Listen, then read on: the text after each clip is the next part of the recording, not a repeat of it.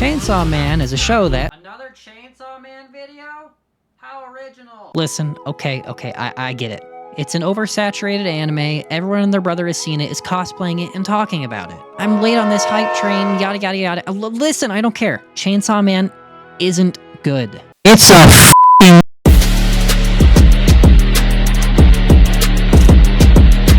Nobody is surprised about Chainsaw Man being good. With all the hype behind the show, it would have been shocking had it been a flop. They could have printed a photo of an intern at Mappa's balls and stuck it on everyone's screen for 24 minutes, and it still would have gotten a bajillion views. All for the right reasons. All right. I want those of you who haven't seen Chainsaw Man to guess what it's about.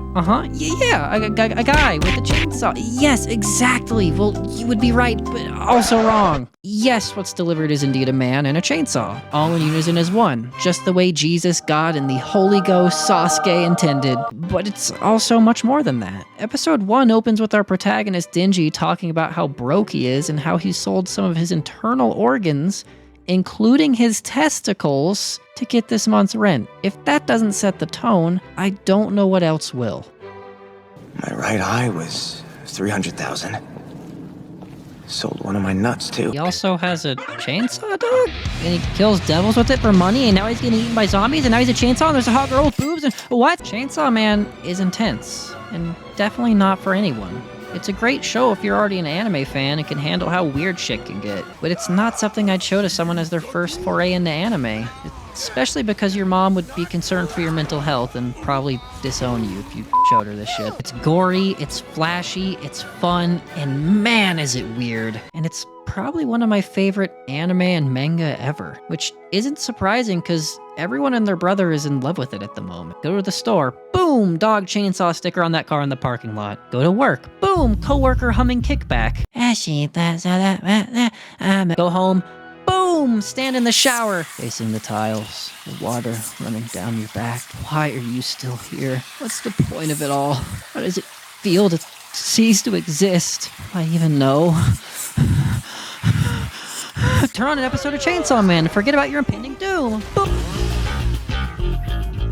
What makes Chainsaw Man so unique is the creator behind it, Tatsuki Fujimoto, a young, talented, and absolutely batshit insane person. And when I say batshit, I'm not exaggerating.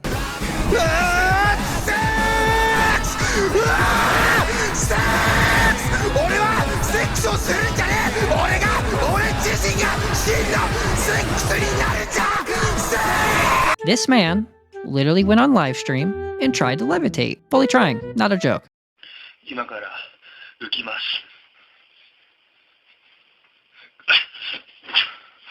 He also runs a Twitter account where he pretends to be his own little sister who I don't think actually exists. And even though that's weird and he could tweet literally anything, he tweets really mundane things and stuff she does throughout her day for like no reason. And when his goldfish died, he ate it? I'm at a loss for words. Everybody knows that the more mentally ill you are, the cooler your shit is, especially if it's art. Now, you would expect that when you're hired to write a manga for the highly regarded Shonen Jump, a weekly magazine that specializes in standard action, adventure, and shonen series.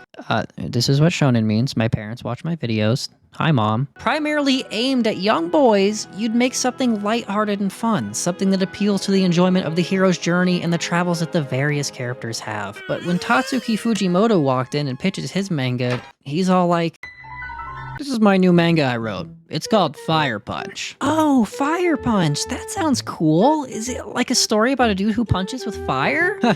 Yeah, I guess you could say that. Oh, excellent. What a cute idea. Except he has the power of regeneration in a post-apocalyptic society that uses humans and their powers as resources. Oh, that's a little dark. Also, he's perpetually on fire because of his power of regeneration and constantly in agonizing pain. Jesus fucking Christ. This shit slaps, by the way. It's also really fucked up. Be warned. And then only 3 years after that, he drops this shit. Holy fuck. This guy is not only new to the game, but he's absolutely killing it. As weird and bizarre as Chainsaw Man is, it's still technically a shonen, and a damn good one too. Let's be honest. Denji is a teenager who gets picked up by an organization that hunts devils and will only keep him alive if he abides by their rules, furthering their progress and dragging him along for the ride. He gets devil powers and he has to learn how to use them. Classic shonen. Except he's mentally fucking ill, just like the author. これでノーベル賞は俺もんだぜこの最高にネジがぶっ飛んでる男なら Denji isn't a hero. His motives are gross. He's a bottom dweller, he's a pervert.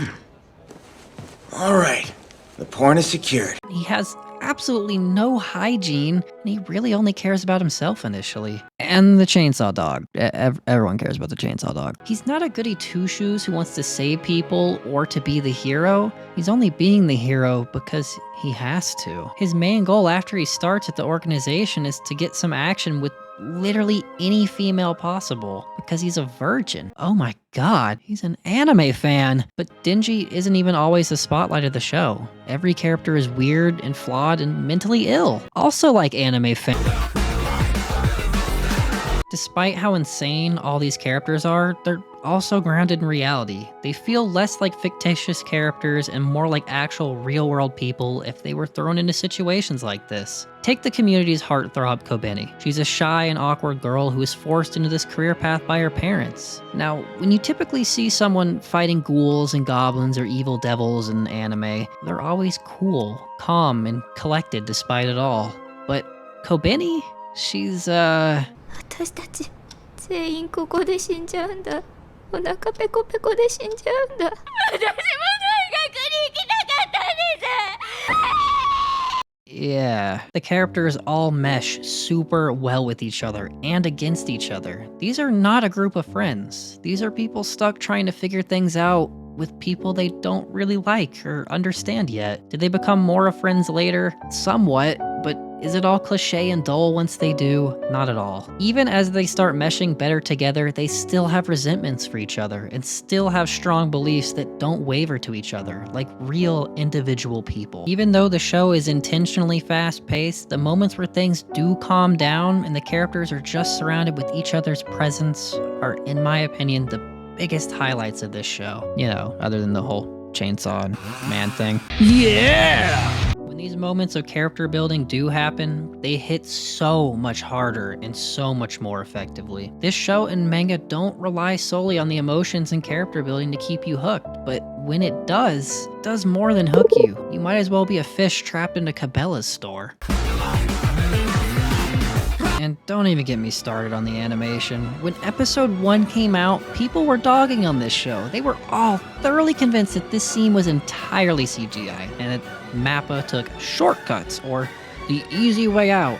And yes, some of the background characters are 3D, but Mappa said, F you, look at this shit. These motherfuckers leaked the project files to prove that they actually animated this in 2D. Holy shit. There is just so much love and so much care put into this anime. You can tell the animators and the team behind it actually gave a shit about Fujimoto's work. The anime is not only cinematic and makes references to cinema and films because it looks good in the medium of anime, but also because Fujimoto in his mangas draws scenes and panels specifically to feel like they fit in with cinema. He uses angles and views to illustrate it as well as you possibly can with a 2D image. And the Mappa animators took note of that shit and they ran with it. There's even anime-only scenes that don't take away from the manga, that illustrate that the creators took time to flesh out the world because they legitimately cared that much about Fujimoto's craft. And to me, that is fucking beautiful. 12 episodes went by in a flash, and I'm super happy I got to see them in my lifetime. But I'm also saddened knowing that I'll have to wait 2 to 3 years for the next season. But please, as a community, don't let this one drop off the radar.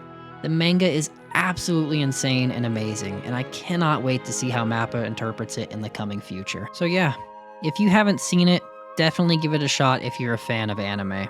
It's a show that holds no punches with an unforgiving and unforgettable story, backed by super interesting characters, beautiful animation, and a talented team of people. It doesn't take itself seriously, it doesn't make a whole lot of sense, and it throws you in a lot of different directions, subverting your expectations nearly every single time. But it's a blast to just turn your attention to and watch.